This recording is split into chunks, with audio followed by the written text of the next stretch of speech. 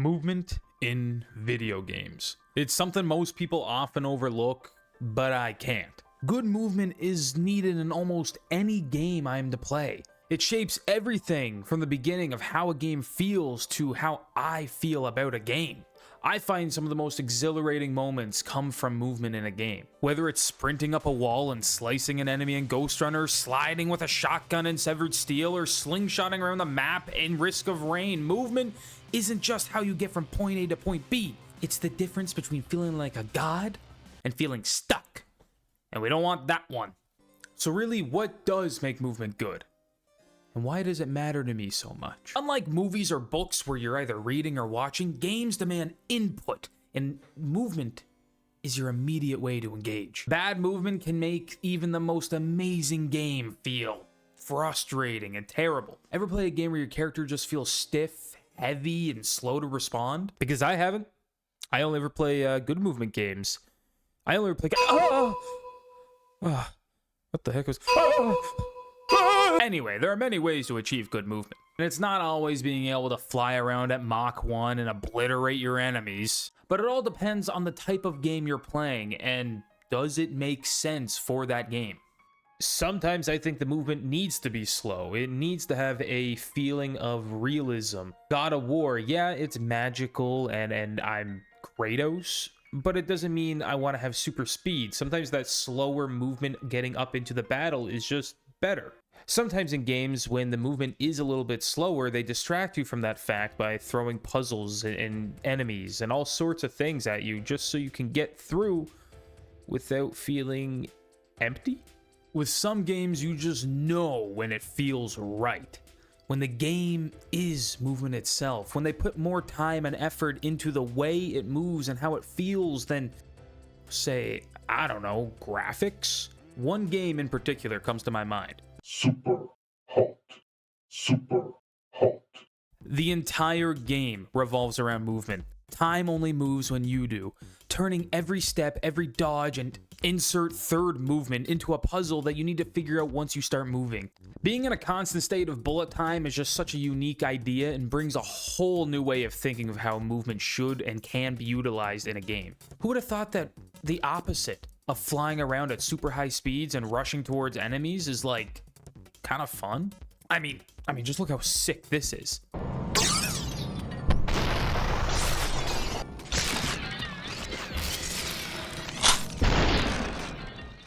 Super hot.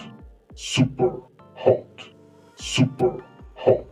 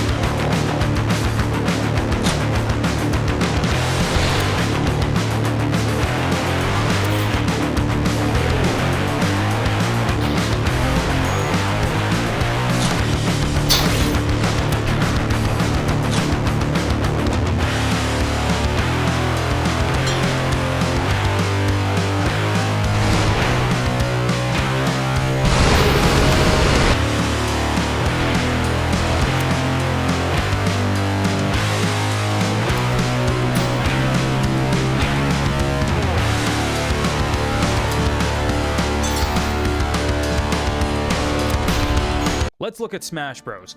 Movement isn't just about getting towards your enemy, but how you get towards your enemy. Sliding, double jumping, and using abilities to reposition and close the distance makes combat feel fast and fluid. If Smash Bros didn't have those extra ways to maneuver the maps and take out enemies, then it would simply just be unplayable. Whether you're playing on an enormous, chaotic, wild, cluttered mess, or a simple, small, straight-to-the-point map, there are so many ways to utilize each character and their abilities to move forward to whoever dare stands before you. Bottom line, movement is more than just how you travel around. It's how a game feels to play. So what makes movement feel... What up, dude? So what makes movement feel good? While I know in every game they do it differently, to me it comes down to 3 key things. Number 1, responsiveness. Inputs in a game should do exactly what you expect. In Smash Bros, the difference between a successful combo and getting punished is a matter of frames. The movement is so precise that if you know what you're doing, players can weave through attacks with pixel-perfect dodges. And if you don't know what you're doing, then this happens. In Ghost Runner, when you jump to a wall, you know you're going to stick to it. The game never fights against you, it just asks if you can keep up. It gives you multiple ways to do one area, and you can see each path from the beginning. That kind of precision just makes movement satisfying. Dude, I just love being a robot ninja, wall running, flying through the air, zip lining, cutting people up. It's just so good. It's such a good game. It's so... Number 2, momentum. Good movement isn't always just about pressing buttons. It's about good flow and momentum. Severed Steel is a perfect example. You never stop moving. Sprinting, diving, sliding, wall running, it all chains together seamlessly. The moment you slow down, you're vulnerable. The game actively rewards your movement, making it an extension of your instincts rather than just an input. Every second in combat makes you look around constantly for a new path, and guess what? There always is. Sometimes they say what's better than making paths for the players? Allow the players to make paths for themselves. See that wall? Nope, not anymore. Bam, that's a new path. That's a new path. Boom, that's a new path. But this fast-paced adrenaline rush isn't the only time that momentum and flow really show itself in a game's movement. Sometimes along with the feeling of gliding on ice, flying around, your character needs to have that feeling of weight. And that can be hard to capture in a video game. When I think of weight for a character in a game, I immediately think of Dying Light. I love Dying Light. It's got an epic story, a lot of zombies, and some movement that's fun as hell. At the start of this game, movement is not the most fluid thing in the world. You definitely have weight to your character in this one. You're slow, you usually hit edges a little too hard, and most of the time, traveling can be quite difficult. And I love it. Not only does this make you feel like you're scared because there could be zombies in every building and around every corner, but it forces you to take what you've learned at this point of the game and get creative with it. Is it smarter for me to climb this wall or run into the building and go upstairs to get a rooftop advantage? Especially in that one night mission early on. If you played this game, you know exactly what I'm talking about. The first time I played this, I almost started running in real life. I don't like feeling like I'm being chased. And at this point in the game, you are not very good at free running yet. This gives you a chance though to figure out how you need to play this game. And as you progress further, you get better and better at parkour until you can travel the map like crazy, making movement feel so satisfying. Number 3.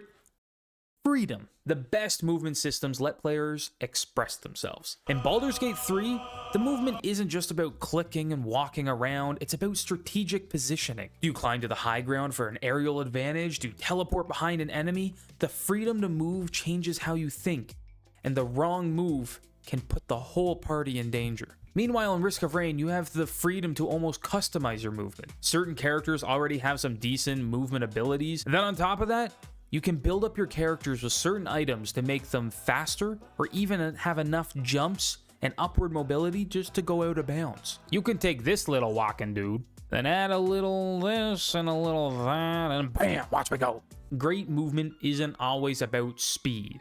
It's about choice. But you know I can't talk about freedom of movement in a video game until I talk about Insomniac's Spider-Man.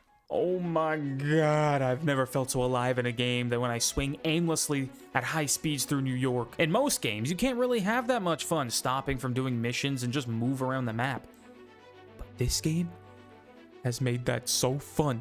There's been multiple times where I just lose myself in this game swinging from building to building simply because it just feels so fluid. I have the freedom to go anywhere I want as Spider-Man. Now in Spider-Man, of course, the game doesn't just revolve around the movement. It's a huge part of the game. I mean, you're Spider-Man.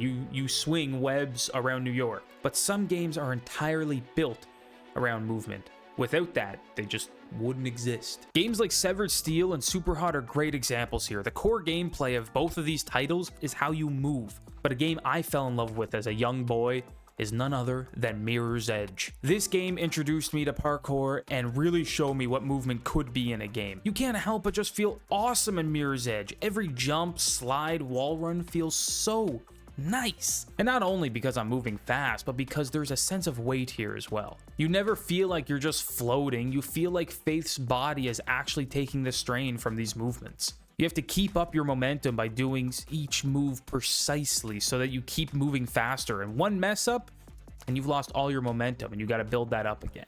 So I've been talking about things I love about movement and the games that go along with them. Now, unfortunately, we have to talk about the opposite.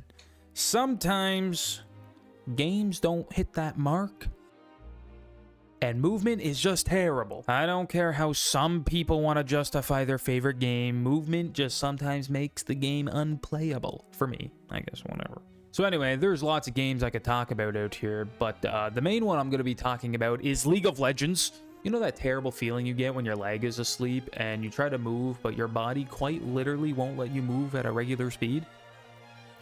That feels 10 times better than playing League of Legends. If you ever wish to have the full experience of role-playing as a snail, just play League. It's perfect for you. Because walking in this game is a chore. The opposite team isn't the real enemy in your matches. Your damn legs are. There have been a few times where I picked this game up thinking like, oh, you know, it could still be fun. I didn't give it that good of a chance. There are a lot of cool characters to choose from, and hey, Arcane was cool. And then I booted up one match.